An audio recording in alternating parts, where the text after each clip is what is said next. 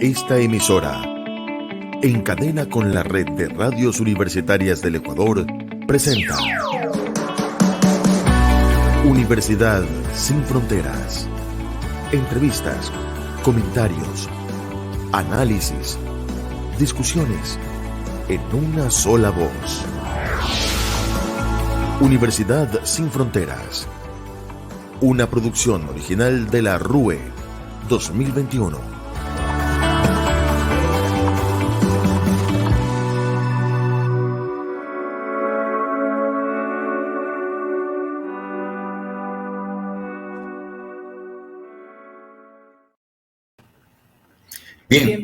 Bienvenidas una semana más a Universidad Sin Fronteras. Ya saben que este es el espacio coproducido por todas las radios universitarias miembros de la RUE, la Red de Radios Universitarias del Ecuador. Me acompaña esta semana César Andrade. César, ¿cómo estás? Bienvenido. Hola, ¿cómo está? Muchas gracias. Buenas tardes a la doctora Palmira Chavero de la Flaxo. Gracias por permitirme continuar a acompañar en esta programación especial Universidad Sin Fronteras de la Red de Radios Universitarias del Ecuador. Queremos hoy agradecer a las emisoras de las instituciones de educación superior que se unen, que nos acompañan en esta transmisión especial semana a semana. Agradecer a la Universidad Técnica del Norte en Ibarra, a la Universidad Politécnica Salesiana del Ecuador en Guayaquil, a la Universidad Técnica de Manabí, también a la Universidad de Cuenca, a la Facultad Latinoamericana de Ciencias Sociales en Quito, a la Universidad Técnica Particular de Loja en la provincia de Loja, a la Universidad Técnica de Ambato, a la Universidad San Gregorio de Puerto Viejo en la provincia de Manabí, a la Universidad Central del Ecuador en Quito, a la Universidad de la Escuela Superior Politécnica del Ejército en Quito, a la Universidad Católica de Santiago de Guayaquil en el puerto principal y, por supuesto, a la Universidad Andina Simón Bolívar del Ecuador.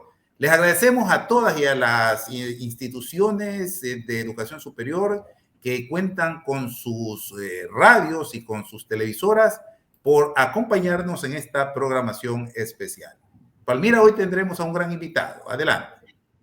Así es, César. Tenemos un gran invitado y agradecemos a todas las instituciones que nos nombra César y también a toda la audiencia que semana a semana nos sigue tanto por las emisoras radiales, digitales y televisivas, miembros de la RUE, que nos siguen semana a semana para debatir, para conversar sobre los temas que nos preocupan. Esta semana vamos a aterrizar un poco, vamos a seguir profundizando en la virtualidad y, en concreto, más que en la virtualidad, en la tecnología y en las aplicaciones que podemos implementar en el entorno educativo, y para ello tenemos esta semana con nosotros a Alexander Guevara de la Universidad Técnica del Norte.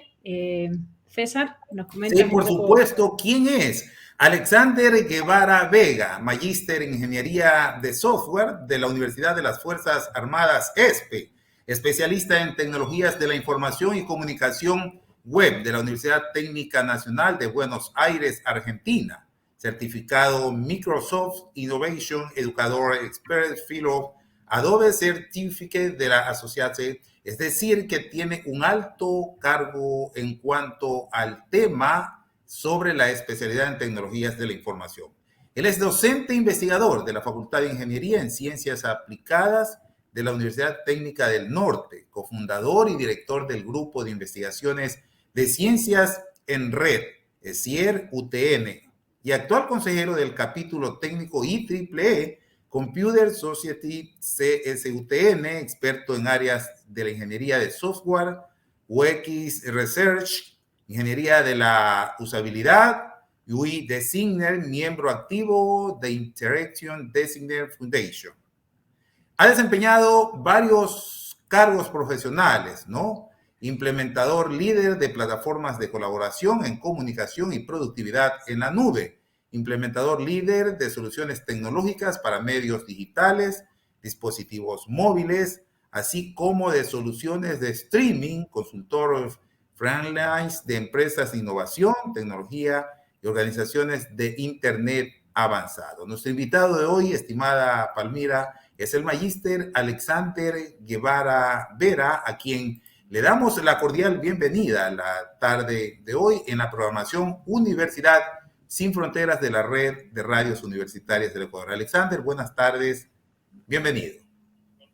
Muchas gracias, César y Palmira. Un gusto poder acompañarles en este espacio y poder compartir qué es lo que se está haciendo desde la academia para todos los que nos están escuchando y a la vez también nos están observando. Muchas gracias por la invitación. Así es, gracias Alexander por aceptar la invitación. Esperemos que te sientas cómodo y que optimicemos un poco este espacio, sobre todo para la gente que nos está escuchando y que quizás está un poco alejada de los temas en los que vamos a profundizar o quizás a lo mejor están un poco temerosos, entonces vamos a ir profundizando un poco en el tema, Alexander, si te parece. La pandemia en la que estamos desde 2020 ha acelerado un poco todo el proceso y quizás todo el debate de la virtualidad, de la tecnología, de las aplicaciones. En algunos casos ha hecho saltar a las instituciones de educación superior de repente, de la nada, a la virtualidad y a este tipo de plataformas. En otros casos ha permitido el fortalecimiento o ha aumentado un poco la velocidad para este salto. Y en el debate, en este tiempo, se ha debatido mucho, se viene debatiendo mucho sobre la virtualidad, ¿no? Sobre las ventajas de la virtualidad, la educación online, etcétera, pero quizás se deja un poco de lado todo lo que son las plataformas tecnológicas, las aplicaciones, las potencialidades, los retos, los riesgos y un poco toda esta perspectiva. Y queremos profundizar precisamente ahí, ¿no? ¿Cuáles son las potencialidades reales de las aplicaciones tecnológicas en el entorno educativo y cuáles realmente se están aprovechando en la actualidad? Bueno, realmente se viven yo diría, 3 puntos o 3 fundamentos o pilares muy importantes antes de la pandemia, durante la pandemia, y hablemos un poquito ya de post-pandemia que se está viviendo, al menos en Latinoamérica. Este tiempo, tú lo has dicho, Palmira, el tema de aceleramiento, es decir, de estos procesos de transformación digital, se aceleraron y esta aceleración pues no fue o no se ejecutó en función a procesos administrativos o de gobernanza, sino más bien, pues, esta emergencia sanitaria hizo que se acelere todos estos procesos. Ahora, se hablaba antes, y ustedes recordarán, y podemos conversar un poco de este tema cuando nosotros tratábamos de dividir a la humanidad en los milenios, centenios, en los analfabetos digitales, en los inmigrantes digitales, pero hoy nos dio, creo que toda esta transformación, una lección de vida. Yo ya no podría hablar, yo recuerdo en algunos espacios que teníamos, me preguntaban, y este segmento que vamos separando, niños, jóvenes, la gente que está liderando, la gente que está haciendo motor de fuerza empresarial, industrial con tecnología, realmente tú te vas a dar cuenta que hoy todos los que pasamos en temas de confinamiento tuvimos que acelerar ese proceso. Yo consideraría que ya todos estamos en un proceso ya de este componente tecnológico ya pegado a nuestra cuestión de vida, ¿no? O sea, ya no podemos hablar de milenios o de los que ya vienen, los niños que vienen ya nativos digitales. Yo creo que hoy, y espero se pueda compartir eso, hoy ya docentes de 40, 50 años lo manejan y manejan muy diestro, y manejan muy acertadamente el tema de tecnologías, porque se ponen a la par, porque vivimos, no sé si tú recuerdas, Palmira y César, mira, cuando los colegios y las instituciones de sectores urbanos y rurales comenzaron el proceso de remoto en marzo, abril, todos fue un boom, algunas estaban preparadas y otras no, o sea, eso es la realidad, no estábamos preparados para un encierro donde tenías que tener una pizarra o utilizar ciertos elementos tecnológicos, pero no tardó hasta, yo recuerdo, y yo te digo, se hizo algún estudio, al menos con Red Clara a nivel latinoamericano, y no pasó hasta agosto y septiembre, donde comenzó, o sea, la educación no podía parar, y los docentes tuvieron que acelerar sus procesos. Y eso te digo, y siempre hago analogías, ¿no? Mira, en clase, y hago una analogía con este ejemplo, y espero que todos podamos ejemplificar. Yo vengo de un área tecnológica, muchos años de la industria tecnológica, y antes de la pandemia yo con mi mamá nos comunicábamos vía teléfono disco, o sea, llamadas y nada más, ¿no? Llegó la pandemia, no nos pudimos topar, mi mamá era incrédula, o sea, no quería usar tecnología, me decía no, a pesar de que yo tenía todos los instrumentos, pero no quería, y tenía su edad, y hoy la emergencia le aceleró el proceso, aceleró, y eso también pasó en la academia, pasó en la investigación, pasó en educación básica, media y superior, donde ya la gente que no podía comunicarse obligó, es decir, evolucionó la necesidad y para no quedarte incomunicado tuviste que acelerar. Y ese caso yo lo viví en familia, muchos casos se lo vieron con docentes tuvieron que acelerar sus procesos. Entonces de ahí se rompe ese paradigma, ¿no? De que la diferencia entre un niño, un joven, un adulto, un adolescente, un docente tal vez ya de edad avanzada, un docente joven, o sea, ya no existe esos límites. Para mí ya no existen hoy por hoy, porque esos límites ya se rompieron y hoy nos damos cuenta que eso ya no existe. O sea, el que alguien me diga, oye, es que el profesor ya no usa tecnología, no. O sea, lo usan. Es más, yo he visto profesores de 40, 50, 60 años que manejan TikTok al revés y al derecho para hacer procesos de aprendizaje sobre lengua, manejan sobre arte. Entonces, ese es el tema en que pongo, que podemos ir conversando más a profundidad. Claro. Además de esta barrera un poco generacional que estás poniendo sobre la mesa, que es un poco en la que todos pensamos, ¿no? Los docentes, los investigadores o los adultos mayores incluso, no solo docentes, sino en general las personas más mayores, han tenido un poco como estas resistencias y estas limitaciones un poco por edad. Pero también en otros casos hemos visto en docentes no solo un tema de edad, sino un tema también de miedo, de no querer, como de barreras autoimpuestas, digamos, ¿no? No solo por limitaciones de la edad propia, sino barreras o miedos autoimpuestos. ¿Dirías que en general eso también está superado o todavía estamos ahí un poco en ese camino? Mira, en ese sentido o sea, es un proceso, ¿no? Es un proceso de adaptación, es un proceso de, como en la vida, o sea, yo le llamo hoy, o sea, es una vida cotidiana que te va dando el tema de tecnologías. Y te pongo una fecha exacta, 12, 13 de marzo, o 10 de marzo del 2020, donde todavía no se sabía nada. Tú le preguntabas a un docente universitario, a un docente de primaria o secundaria, tal vez que tenga todo el acceso de tecnología, porque en el estudio, hay muchos estudios que se dieron, al menos de adaptación de tecnología en la educación. Mira, hay muchas instituciones, tú vas a conocer muchas instituciones privadas y públicas que ya tenían esta implementación tecnológica, plataformas tecnológicas. Tal vez no muy arraigado, tal vez no muy desplegado, porque es la palabra, un despliegue al 100%, pero era a medida, ¿no? Pero una vez que se terminó eso, los mismos miedos los pusimos los mismos docentes, pero a la vez también rompimos esos miedos. Es decir, el hecho de dar ese salto cualitativo hacia las aptitudes que puedes tener, porque ya se conciben habilidades digitales, es decir, estas competencias digitales que vas dando, porque hablamos mucho de competencias, hablamos mucho de habilidades del siglo XXI, hablamos sobre estas inmersiones digitales y el uso de un montón de tecnología, plataformas, nombres van y vienen, pero yo creo que más que todo, y siempre lo he dicho, la tecnología va a ser siempre un medio, nunca va a ser un fin, es un medio, donde ese miedo, ese medio, también nos pusimos como miedo.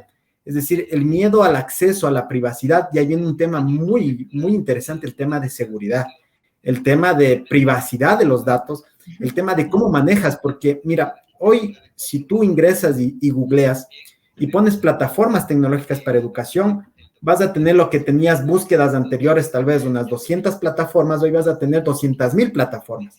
Unas se modernizaron, un caso muy particular son el tema de streaming, es decir, el tema de flujo que hoy se da.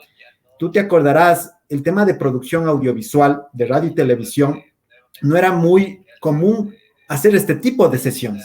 O sea, este tipo que estamos haciendo en el tema de colaboración remoto, obviamente esto no era, o sea, el hecho de que yo me veía la pantalla y no tenía, y perdí ese miedo de comunicación. No sé, César, si tú estás, y también Palmira, cuando se pierde ese contacto, ¿no? Cuando a veces me invitaban a la radio, me invitaban a la televisión, o sea, yo quería verle al presentador y mirarle a los ojos, ¿sí? Hoy ya le estoy mirando a la cámara, tal vez César por ahí se me ríe y me diga, bueno, estoy por acá. Mira, hay muchos casos, y eso es verdad, hay muchos casos que obviamente tú ves que tienes una visión no tan global mía, ¿sí? Pero muchos de los entes tuvieron que acelerarse. Mira, en sus segmentos yo conozco, por ejemplo, acá en el norte del país, hay sectores rurales y urbanos incluso, que la adaptación tecnológica las empresas tuvieron que mejorar. Y eso yo, o sea, desde el área tecnológica, mira, sus servicios tuvieron que fortalecerse. El tema de conectividad, antes tú no hablabas de 10 megas, 15 megas, 25 megas,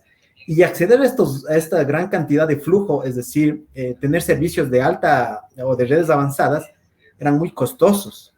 Hoy, ¿qué tuvieron que hacer las empresas? Y eso a veces sí se felicita, a veces también se critica, donde los precios tuvieron que bajar porque tendrían que ser más competitivos para el servicio que tenían que dar.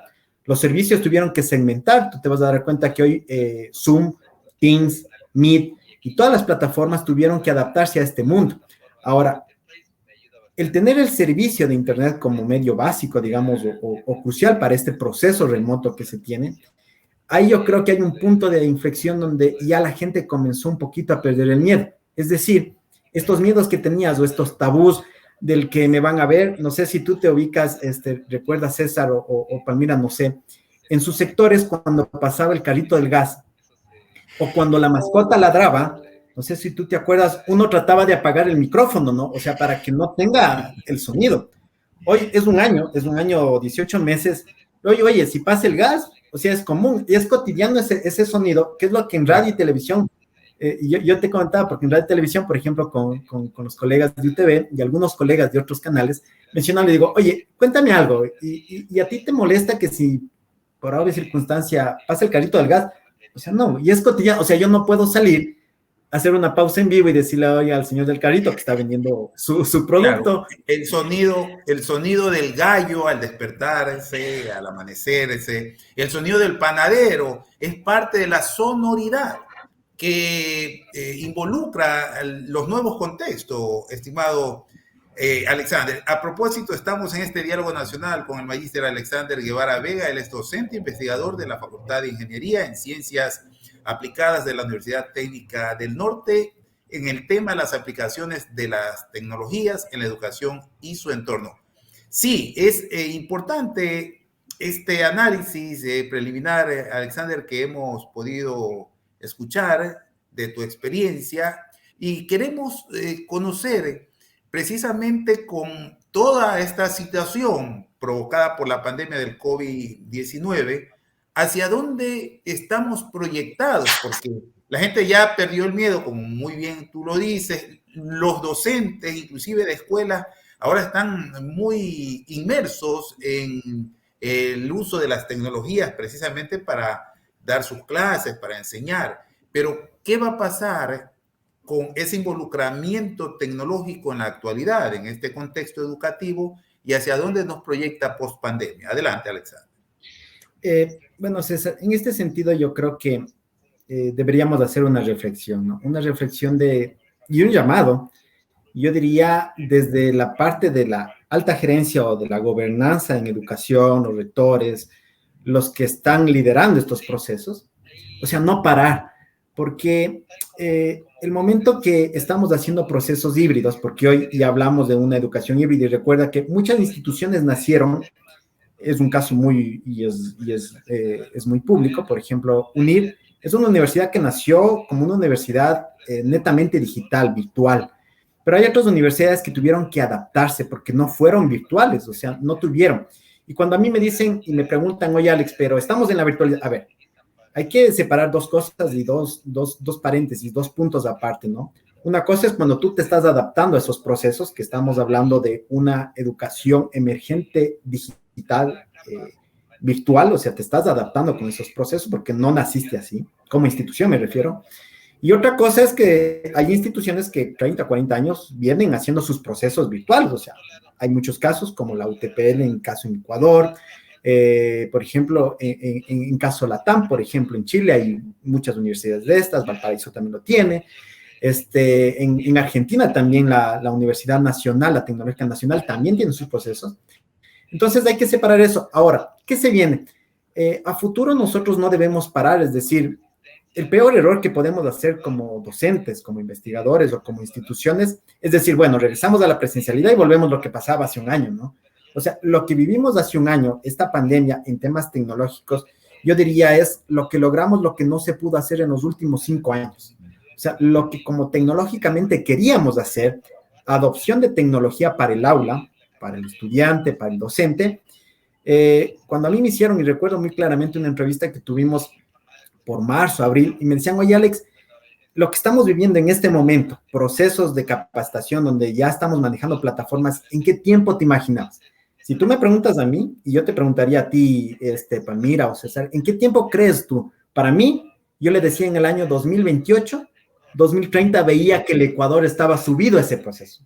O sea, yo te hablo sinceramente, de una manera completa. Si yo te pregunto, por ejemplo, César, ¿en qué tiempo tú, César, creerías que lo que hoy manejamos, lo que estamos viendo hoy, plataformas netamente ya de inmersión, cómo crees que la educación se subiría? O sea, 3, 4, 5, 6 años, no lo sabemos, ¿no?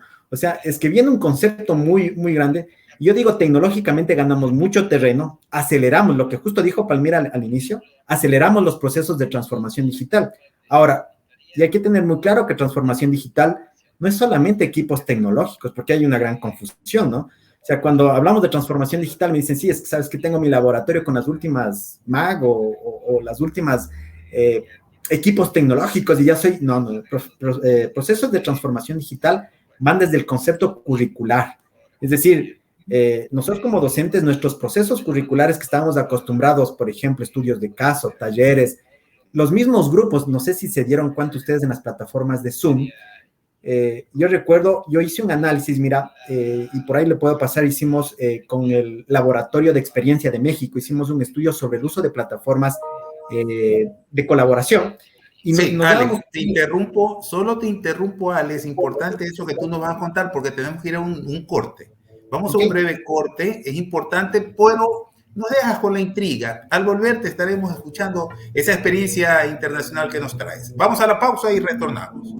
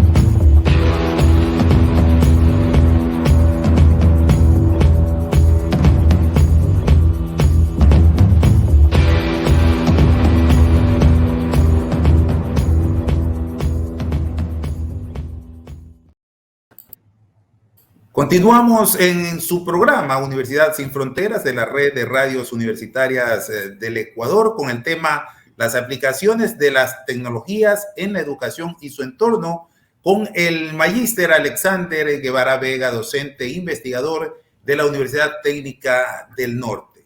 Palmira, usted tiene la palabra y la conectamos con la experiencia que nos iba a contar Alexander. Adelante, Palmira. Sí, vamos a escuchar primero la experiencia que nos estaba comentando Alexander, que le hemos tenido que interrumpir por el corte, y después vamos a profundizar un poco en las dos aristas que estabas proponiendo como dos grandes retos, ¿no? El tema pedagógico y el tema económico y de adaptación, pero escuchemos primero la experiencia porque creemos que sí, nuestra audiencia, es bueno para nuestra audiencia que continuemos y que escuchemos las experiencias de las universidades del país con otros contextos también internacionales, ¿no? Entonces, terminas de contar primero, Alexander, este proyecto. Ok, mira, Palmira y César, en este contexto te digo, se hizo un estudio con un estudio de laboratorios de usabilidad de experiencia en México, y justamente topábamos este reto de modelo cognitivo, cómo la gente pasó de un modelo presencial, o sea, tan abrupto, y yo llevaba un poquito más a nuestro espacio, a la parte académica, educativa, ¿no? Mira, cuando tú hacías estudios de caso en aula, o utilizabas la biblioteca, tú hacías grupos colaborativos, o sea, grupos de discusión, los famosos grupos de ensayo, ¿no? Donde decías, bueno, chicos, tengo un curso de 20 estudiantes y vamos a hacer grupos de 5 y vamos a analizar tal caso. Y tenían 20, 25 minutos o 30 minutos en su caso para poder desarrollar la idea, hacer un ensayo básico, un ensayo argumentativo y exponer el caso, ¿no? Ahora, ¿cómo llevas eso al tema remoto? ¿Sí? Entonces, mira, al inicio tenías 20 en sala, en tu parrilla de video 20. Entonces, al inicio tú tenías que hacer, se me ocurre, 20 enlaces diferentes, ¿no? O sea, decir, a ver, para que no todos estén juntos, 5 en este enlace, 5 en este enlace.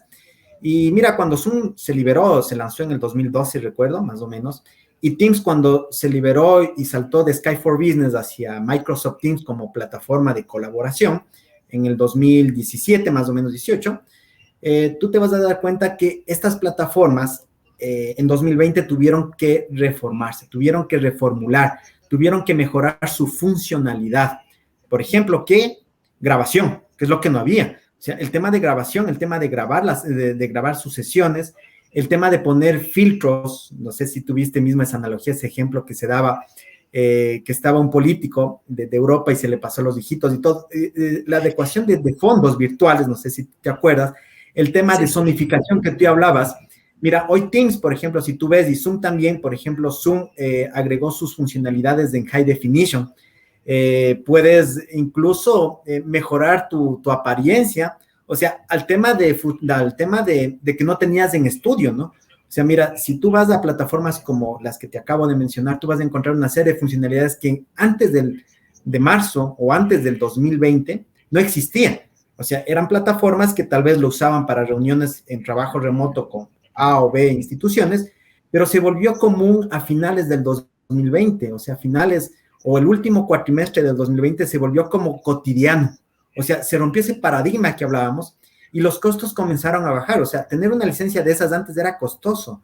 O sea, tener una implementación de soluciones colaborativas era sumamente costoso, al menos para el tema de educación rural, era muy costoso lo que hablaba para mí el tema de costos.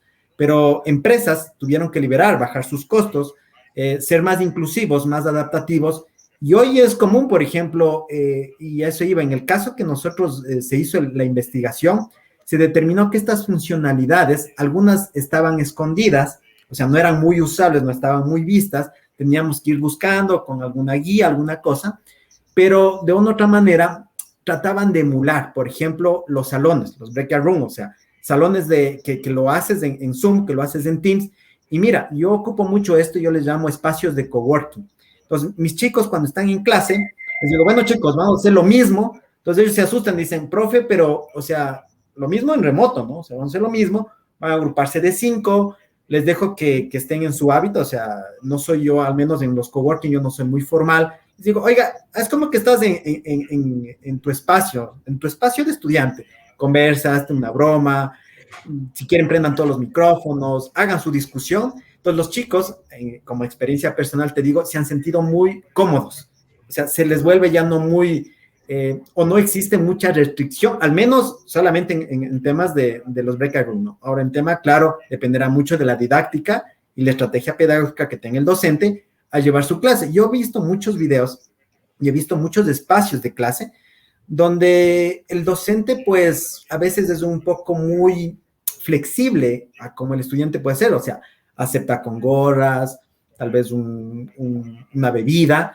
que es lo que te acuerdas no pasaba en la presencialidad. O sea, cuando ibas a aula, le decía, a ver, chicos, el celular está apagado, no hay alimentación, si quieres salir algo, puedes pedir permiso, pero ahora estos espacios te ha permitido como sentirte un poco más de confort. No sé qué opinas, Palmira y César, o sea, claro, ahí hay dos elementos, ¿no, Alexander? Uno por parte del estudiante y otro por parte del docente, ¿no? Por parte del estudiante, en efecto, es esta idea de, bueno, el estudiante se siente más libre, ahora está en clase y de repente se levanta, se sirve un café, está obviamente en otras tareas, o sea, son más multitask los estudiantes ahora que en la presencialidad, tienen esa comodidad y esa flexibilidad que les permite, pues, los trabajos en grupos virtuales y tal, por parte del estudiante, pero también por parte del docente, la implicación pedagógica que eso tiene, ¿no? Que es uno de los errores que habitualmente se cometen. Es decir, la virtualidad y el uso de todas estas aplicaciones no consiste solo en trasladar una charla magistral a la virtualidad, de encender la cámara y de soltarles un monólogo a los chicos durante 1, 2, 3, 4 o 5 horas, sino de un modelo pedagógico específico, desarrollado específicamente y apropiado para la virtualidad y para todas estas herramientas, ¿no? Y aquí más bien la pregunta es si estamos siendo conscientes de eso, o sea, es decir, si estamos desarrollando realmente un nuevo modelo pedagógico que nos permita potenciar todas las posibilidades que nos dan las herramientas tecnológicas y que nos permita no perjudicar el proceso de aprendizaje a los estudiantes, etcétera, o no estamos todavía en ese punto de, bueno, somos conscientes de que tenemos que desarrollar un modelo pedagógico específico y estamos trabajando en eso. ¿En qué punto dirías que están las instituciones de educación en Ecuador? Bueno, si nosotros hacemos un asímile con una curva S, es decir, de proyección hacia donde estamos yendo, o sea, en avance, digamos, tecnológico con dos variables, ¿no? Un avance tecnológico y curricular o pedagógico. Yo diría que estamos en un punto no de crecimiento inicial. ¿Por qué te digo esto? Yo no me atrevería a darte un número exacto, pero te diría que en la curva S recién estamos apuntando hacia mantener una madurez al menos inicial. No constante, porque lo ideal en la curva es que tengas la constancia y te mantengas, ¿no? Pero en su inicio, en su curva que estamos creciendo, hemos ganado mucho terreno. O sea, la verdad, si tú me preguntas, oye, Alex, pero en este tema, sé que muchos colegas, y te digo, he visto muchos colegas que a veces hacemos un uso agresivo de tecnología. Es decir, el hecho no es cantidad, sino la calidad de herramientas que tú pones sobre el proceso pedagógico. O sea, no sacas nada en que a un estudiante, es lo mismo que yo te diga, oye, bueno, yo quiero que el estudiante aprenda a leer, pero ¿sabes qué? Te pongo 200 libros. O sea, no es la cantidad de libros, sino es la calidad con la que le vas llevando hacia ese proceso. Ahora, si nosotros deberíamos, y ese es un llamado a todos, hacer un autodiagnóstico, es decir, hacer una autoevaluación propia, decir, a ver, acordarme antes de pandemia cómo enseñaba, cómo hacía mi proceso de enseñanza en aula, cómo es lo que estoy haciendo esta transición, o sea, he mejorado, he hecho recursos, he hecho objetos de aprendizaje, he hecho recursos pedagógicos, tengo esos recursos, y hoy que viene, o sea, lo que yo venía al inicio, ¿no? O sea, lo ganado, no deberíamos retroceder, o sea, el peor error como educadores y el peor error como instituciones es volver a hacer lo que hacíamos en el 2019, porque no, ahí tecnológicamente no hemos avanzado nada, o sea, todo lo que te he conversado en esta charla, o sea, no hemos hecho nada. Entonces, la intención es de que, al menos de esa adaptación que el docente hizo, al menos lo mantenga en aula. No sé, se me ocurre, lecturas ya, yo utilizo tecnologías, hacer grupos. Mira, hoy te doy un caso, nosotros ya volvimos de manera paulatina hacia la parte presencial, pero el tema de tutorías yo lo voy a seguir haciendo virtual. ¿Por qué? Me ayudó bastante para la organización y la gestión con mis chicos. O sea, antes yo tenía 2 o 3 o 4 o 5 estudiantes esperándome en cola hasta que termine, y tú sabes, cuando estás en presencialidad, te tomas más tiempo, te preguntan más cosas, entonces acá está más agendado, ¿no? O sea, no sé si se dieron cuenta, César y Palmira, que hoy el tema de organización se notó, porque tú ya tienes agendado tus citas, o sea, es lo que es la parte cultural, me llamo yo, o sea, es el tema conceptual cultural, que es a veces en la TAM pasaba, ¿no? O sea, ¿sabes qué? Es a las 4, pero llego 4 y 2 minutos. O sea, ya llegué y me voy, ¿no? O ¿sabes qué? La sesión termina a las 5 de la tarde, pero ¿sabes qué? No pasa nada, me paso un poquito más. Como ya tienes segmentada en tu parrilla, o sea, ya sabes que tienes reunión sobre reunión. Yo he visto ahí un caso, mira, en la presencialidad, no sé si tú has visto en las universidades o en cualquier institución de educación, hoy la gente de manera cultural se ha hecho más organizada y controla los tiempos. Incluso los estudiantes. O sea, ya cuando falta 5 minutos, ellos ya saben que en 5 minutos tienen que conectarse a otra clase y tú sabes que no te puedes pasar. O sea, ya llegas y clic. Lo que en la presencialidad no pasaba. Esos son espacios ganados, son de autoaprendizaje. O sea, yo diría espacios que tal vez a futuro sí se podría venir. Ahora, la pregunta es, nuestros currículos que tenemos actualmente, hoy, ¿sí? Los que hemos modificado, porque en su mayoría modificaron, si es que fuera el caso, la idea sería, los mantenemos, volvemos a ser un poco flexibles, pero yo en mi conciencia y en mi, diría, en esta experiencia, no podríamos retroceder a hacer que nuestras clases sean como hace 2 años, o sea, hace 18 Claro. meses, ¿no? O sea, Claro. sería retroceder. Claro. Hay otro reto ahí, quizás no, Alex, que hay que transparentar y que hay que poner sobre la mesa justamente para no retroceder, ¿no? Para no perder lo ganado durante estos 2 años prácticamente en temas de avances de pedagógicos, tecnológicos, etcétera, que tiene que ver con el respaldo institucional, ¿no? Al final, toda la adaptación que se ha hecho, por ejemplo, para las clases híbridas o para algunas clases presenciales, todo el equipamiento tecnológico, etcétera, eso al final es inversión económica, ¿no?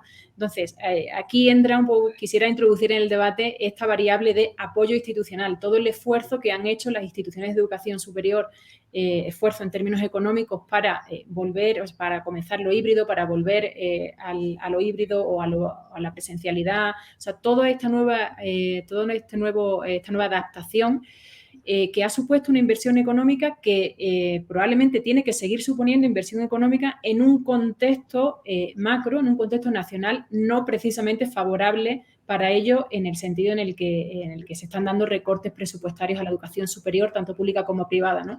Entonces, ¿qué tan optimistas podemos ser para no perder lo avanzado durante estos 2 años cuando el contexto económico, que es una de las variables que tenemos que tener en cuenta, cuando este contexto económico no es favorable para las instituciones de educación superior? ¿Podemos seguir siendo optimistas o se enciende una luz roja aquí?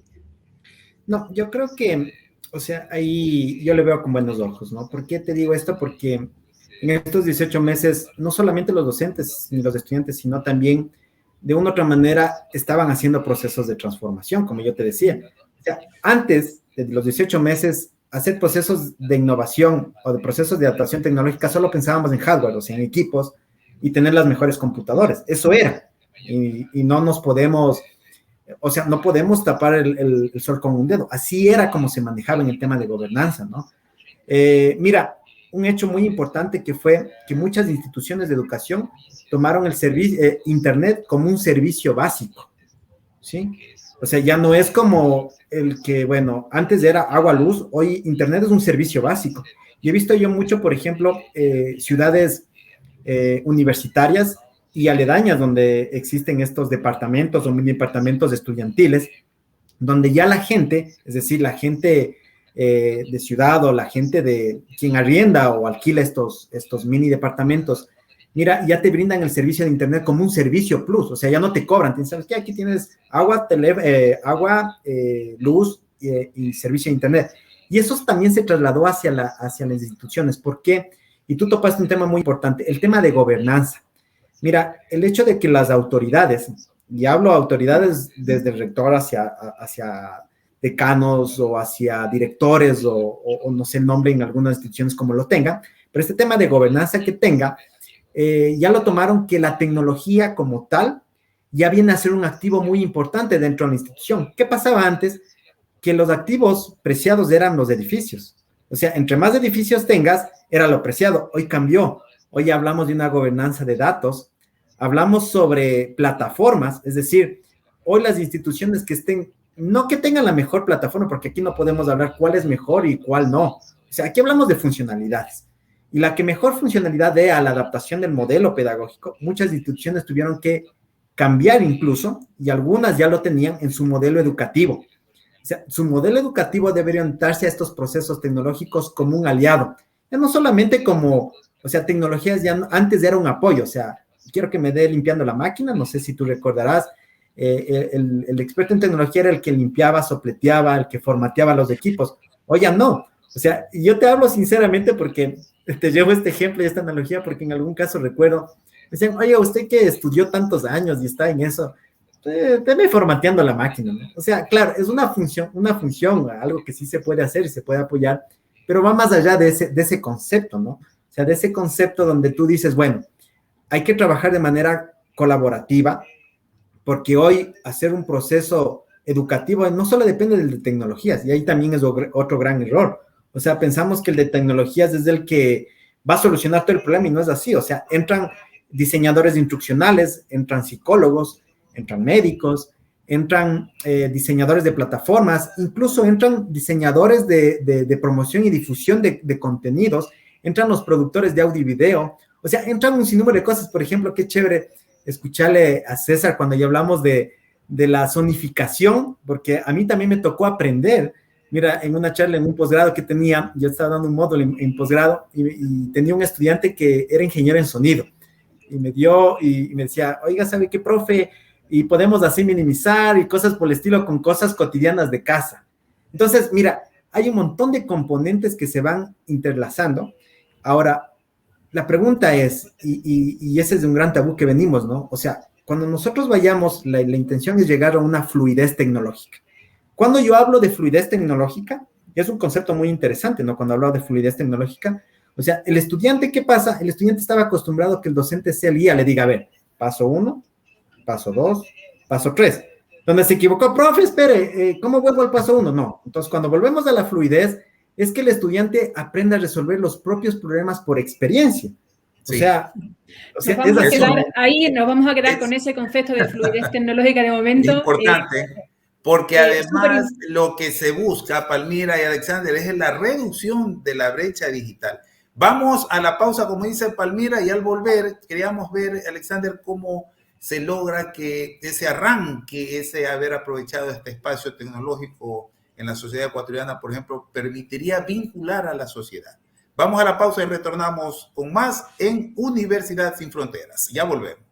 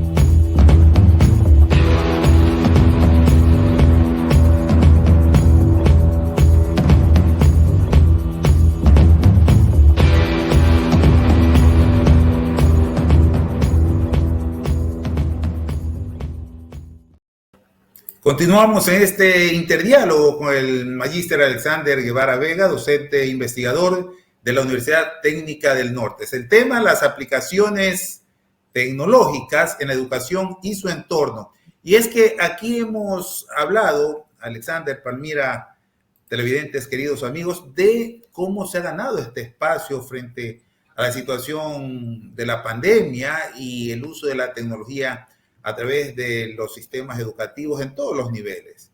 Ahora, ¿cómo lograr, Alexander, que este tipo de espacios ganados se los traslade de alguna manera de forma vinculante desde la academia con la sociedad, con la comunidad, con el propósito efectivamente de empezar a reducir la brecha digital tan amplia que ocurre en nuestro país? Adelante.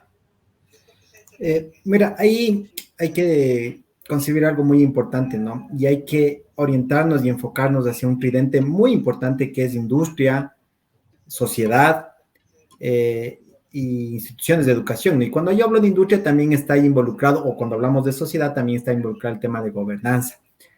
Los proyectos que se generan a partir de educación debería tener el pilar fundamental de la sociedad. Y ahí hablamos de países que nos están adelantando, o de continentes que ya se han adelantado un poco, y hablamos ya de ciencia ciudadana. Es decir, espacios donde en ciertos segmentos ya se ha visto muy maduro, por ejemplo, en Bélgica, en Holanda, en países ya europeos, se plantea este tema de ciencia ciudadana, y ya básicamente aspectos muy vinculantes, como tú lo dices, vinculantes, y es correcto eso, vinculantes hacia donde investigadores científicos y sociedades, es decir, profesionales o gente que tal vez no son científicos, pero aportan a este conocimiento, son o forman ese conjunto de cooperación para solventar algún problema. Ahora, dentro de Ecuador y dentro de Latinoamérica, ¿qué deberíamos hacer nosotros para ser vinculantes como tal? Ese efecto de vinculación también nace de un concepto de voluntariado, ¿no? O sea, un voluntariado donde dices, bueno, la participación no sé, del comercio, de las personas, de la ama de casa, de la gente que hace cualquier actividad, de una u otra manera siempre apoya, porque hablamos de la ciencia de lo cotidiano. Entonces, hay varios conceptos donde vas diciendo, a ver, ciencia de lo cotidiano se hace ciencia, o sea, cuando estás en casa, haces ciencia, y eso se vio muy mermado en temas remotos, porque mira, ¿cómo hacías el tema de experimentación? Entonces, muchos docentes decían, oye, mi materia es muy experimental, pero estoy en tema remoto. ¿Y qué hago? O sea, las inversiones que he hecho están en mi laboratorio, en la universidad o en el colegio, pero ¿cómo llevo a casa? Ah, perfecto, entonces vamos con ciencia de lo cotidiano. ¿Quieres hacer gelatina? ¿Quieres hacer un jabón? ¿Quieres hacer una experimentación? Hoy, mira, hay un componente muy importante que se ha despertado en el estudiantado, es decir, en los estudiantes de nivel básico, medio y superior. El tema de experimentar, probar, de investigar. Eso es muy importante que nosotros no debemos perder de vista. ¿Por qué? Porque son espacios ganados. O sea, cuando yo hablo de espacios ganados, no solamente hablo de la tecnología, porque recuerda, la tecnología siempre va a ser el medio, pero estos espacios de investigación donde el estudiante aprendió a investigar porque lo tuvo que hacer, tuvo que acelerar sus procesos. Cuando tú le dices, bueno, vamos a hacer un experimento, chicos, vamos a tomar una foto, vamos a estudiar la fotosíntesis de tal y van a plantar ustedes en casa tal cosa. Estás haciendo esta ciencia ciudadana porque él es un ciudadano como tal y está involucrándose. Y ahí viene otro concepto también porque la idea, y hacia dónde iba, y le contaba a Palmira y a César, o sea, el tema es cuando lleguemos a la cúspide de encontrar esa fluidez tecnológica. Y la fluidez tecnológica también viene de la mano con la transformación digital. Y estos componentes y estos, digamos, no tabú, sino estos retos que se tienen, también dependen mucho de la ciudadanía digital. O sea, cuando hablamos de ciudadanos digitales, o sea, alguien me dice, no, es que yo ya tengo Facebook y yo soy ciudadano digital. A ver, cuando hablamos de ciudadanía digital, hablamos de cosas mayores. O sea, ciudadanía digital habla de ética, habla de deberes y derechos que tienes como ciudadano, ¿no? O sea, el hecho de que tú tengas una cuenta en Facebook no significa que ya tengas una competencia de ciudadano digital, porque habla de muchas cosas más y ustedes conocen a detalle de que estos componentes de ciudadanía digital también hablan sobre estos modelos y también depende mucho de la academia el modelo de educativo que esté brindando. O sea, me atrevería a decir ya que las universidades tuvieron que transformar, tuvieron que adaptarse, tuvieron que evolucionar. Hay que mantenerse, hay que ver esos retos hacia el futuro, cómo mejorar, porque una mejora continua, una evaluación continua, siempre la mejora continua es bueno, ¿sí? Entonces, como nuestros amigos asiáticos, ¿no? Una mejora continua, cuando nosotros hablamos de evolución. Entonces, estas evoluciones cada cierto tiempo, por ejemplo, se me ocurriría, a finales de este año deberíamos hacer una autoevaluación como instituciones. ¿Qué hicimos? ¿Hacia dónde vamos para el siguiente periodo? ¿Qué es lo que queremos hacer? ¿Vamos a mantener? ¿Cómo fortalecemos? ¿Podemos fortalecer nuestros procesos? Mira, hoy, no sé si tú te diste cuenta, el tema de MOOC, ¿sí? El tema de los cursos masivos, sí, se estaban perdiendo en el 2019-2020, o sea, ya no tenían boom. Hoy volvieron nuevamente, volvieron estos temas de MOOC, volvieron los nano MOOC, volvieron entornos virtuales como los espacios o plataformas virtuales que comúnmente antes no los tenían. Entonces comienza hoy ya el gerente o el director, ¿qué está pidiendo? Y tú como catedrático te vas a dar cuenta, hoy estamos pidiendo datos. O sea, análisis de datos, ya no estamos hablando en que, ¿sabes qué? Yo tengo 20 pasados con promedio de 9 y se me acabó. Hoy estás viendo proyecciones, estás viendo si tus procesos están conectados, estás viendo cómo la sociedad se está involucrando. Entonces, ya no solamente los procesos, porque yo te hablo esto de la Unión Europea que se estaba haciendo ciencia ciudadana con aspectos de medio ambiente, es decir, aporte al medio ambiente, apoyo a la movilidad, apoyo a proyectos de cero papel. Ahora, la pregunta es, ¿cómo involucrar a la ciudadanía dentro de mi cátedra? Biología, matemáticas, física. ¿Cómo ser un profesor de básica? O sea, yo te hablo a nivel muy básico, no científico, pero yo te hablo, a ver, un profesor de básica, estoy dando clases a niños de 4 o 5 años, ¿cómo involucro al ciudadano común? ¿Cómo hago eso? Esta propuesta, Alexander, de ciudadanía digital, de ciencia ciudadana, tiene mucho que ver con otra propuesta también muy similar de todo lo que es lo abierto, ¿no? La ciencia abierta, el gobierno abierto, etcétera, etcétera, que digamos, la tecnología es como el primer paso para este tipo de gobernanza. Pero esto nos lleva también a una reflexión en torno a la articulación de los procesos de enseñanza y de aprendizaje a cualquiera de los niveles y a los límites establecidos o ya no tan establecidos, ¿no? ¿Qué quiero decir? Decíamos antes esta idea de, bueno, cuando uno está en clase de repente pasa el camión del gas o canta el gallo o suena el telefonillo o el vecino algo, o sea, siempre hay algún elemento que interrumpe o al estudiante o al docente y estamos un poco ahí con esa cosa de apagar el micro, apagar la cámara, etcétera. Y quiero articular esto justamente con esta propuesta de, bueno, ahora experimentamos, los niños o los estudiantes de grado y posgrado experimentan en casa, investigan en casa por la pandemia, etcétera, y eso ha hecho que se difuminen un poco los límites que había entre el proceso de enseñanza, digamos, las horas de clase y las horas de vida, digamos, ¿no? O sea, antes tú entrabas a clase a una hora, salías a tal hora, y a partir de que sales de clase ya haces tu vida, ya te dedicas a otra cosa. Ahora no, ¿no? Ahora integramos todo en el mismo espacio físico por el confinamiento, pero también en el mismo espacio temporal, ¿no? Entonces, quisiera preguntarte o pedirte un poco una reflexión en torno a cómo la tecnología ha hecho que cambiemos un poco, que borremos esos límites, ¿no? Ya no solo investigamos en clase, sino que investigamos en casa. Ya no solo vamos a clase, sino que vamos a clase en casa y hacemos más cosas, cómo se borran un poco esos límites entre lo que era la vida privada del estudiante y del docente o la docente y los procesos puramente de aprendizaje y enseñanza, ¿no? Mira, topaste un tema muy, muy controversial y ojalá en alguna oportunidad podamos conversar de este tema, la verdad, porque, mira, me apasiona mucho este tema porque cada uno de nosotros es un mundo, a pesar de que podamos estar ahí, es un mundo muy particular. Te digo esto porque nos tocó hacer un mashup. Mezclar la vida cotidiana, la vida científica, pedagógica, educativa, la vida familiar, la vida afectiva, o sea, incluso la vida afectiva con tus mascotas. O sea, todo como que se volvió un todo, porque el momento que estabas, y te digo, yo te voy a hablar de mi caso, voy a ejemplificar, y capaz que por ahí le veo a César que se ríe y va a tocar el mismo caso que vivimos, ¿no? Estás en plenas clases y de pronto tienes que hacer una actividad a tus hijos. O sea, te tocó porque te dice que ahorita tienes que subir tal cosa o tienes que comprar tal hoja, se me ocurre. O no sé, o te olvidaste que la taza de café la dejaste haciendo y se te está pasando el café y comienzas cosas así, ¿no? Mira, hablábamos justo de esto con una psicóloga y es importante porque los límites, cuando tú tenías esos espacios temporales, porque tú tenías de un horario en el trabajo, un horario en casa, compartías, y tal caso tu medio de comunicación era el teléfono, lo dejabas ahí y no pasaba nada. Hoy se volvieron atemporales, incluso se volvieron ubicos, lo que tú hablabas, o sea, ubicuidad en que al mismo tiempo tenías 3, 4 reuniones y al mismo tiempo tienes que hacer la cena y al mismo tiempo tienes que hacer un montón de actividades y ese rato la mascota quiere salir, un montón de cosas. O sea, no, sí, y César, y ustedes se van a dar cuenta que a todos nos pasó eso, ¿no? Ahora, no, yo lo que estoy viendo, Alexander, es que tiempo no voy a tener para contarte mis experiencias, que a propósito son muy parecidas, ¿no? Eso es la vivencia de lo que viene ocurriendo en estos tiempos, ¿no? Pero sí es importante seguirte escuchando, Alex, sí, en ese sentido, que coincidimos. Sí, mira, el tema es el siguiente, que yo creo que uno de los retos que se nos viene ahora es cuando ya volvamos, ya aprendimos a convivir con todos esos, o sea, nos volvimos súper magos porque tenías que ser de todo.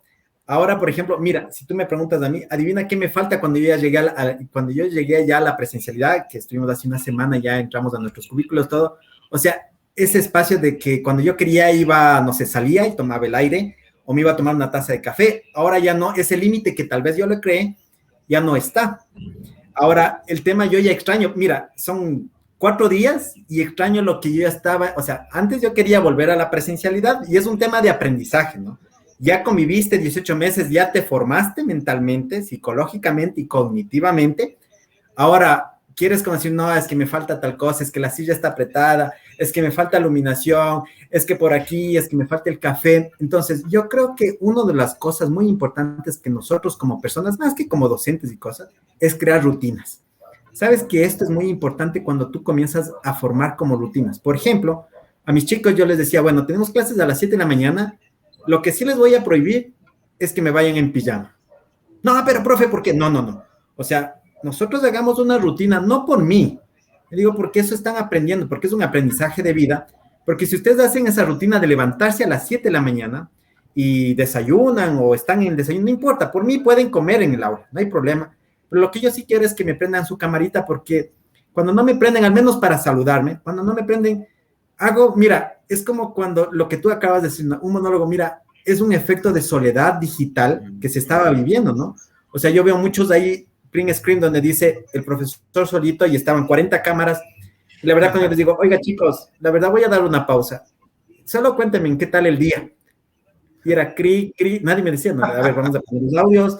Y por ahí, no, profes, que estamos por acá, no importa. O sea, y se vuelven cosas muy interesantes, pero lo que yo sí digo, y con esto concluyo, creemos rutinas. O sea, estas rutinas en ambientes remotos o lo que sea, a mí, al menos en lo personal, y a algunos colegas nos ha favorecido las rutinas, o sea, crear esos espacios y dar. Ahora, sí es verdad que en el tema de pandemia, me incluyo y a mí me pasó, me apasionaba tanto de clases, como ahora en esta entrevista, y nos íbamos de largo, y cuando veía el reloj, o sea, la reunión que estaba tasada para 1 hora, se nos hizo 3 horas. Sí, mira, Alexander, y aquí sí te sentir. interrumpo porque ya nuestra técnico operador nos está diciendo cerramos la programación. Sí. Queremos con estas experiencias vividas, Alexander, agradecerte por tu participación acá en Universidad Sin Fronteras, desearte éxitos en tu vida profesional y mucho trabajo en cuanto a reducir la brecha digital. Agradeciéndote a Alexander Guevara y en la despedida final, Palmira Chavero. Adelante. Así es, muchísimas gracias, Alexander, por este tiempo, por las experiencias, por las reflexiones. Nos quedan muchos retos todavía ahora que volvemos a la presencialidad. Esperamos seguir contando contigo también en este espacio y a toda nuestra audiencia agradecerle también que haya estado ahí una semana más y les invitamos, como siempre, a la próxima semana a este espacio Universidad Sin Fronteras de la Red de Radios Universitarias de Ecuador. Muchas gracias, que pasen bien. Gracias a todos. Saludos. Gracias. Esta emisora, en cadena con la Red de Radios Universitarias del Ecuador, presentó Universidad Sin Fronteras. Entrevistas, comentarios, análisis, discusiones, en una sola voz. Universidad Sin Fronteras. Una producción original de la RUE 2021.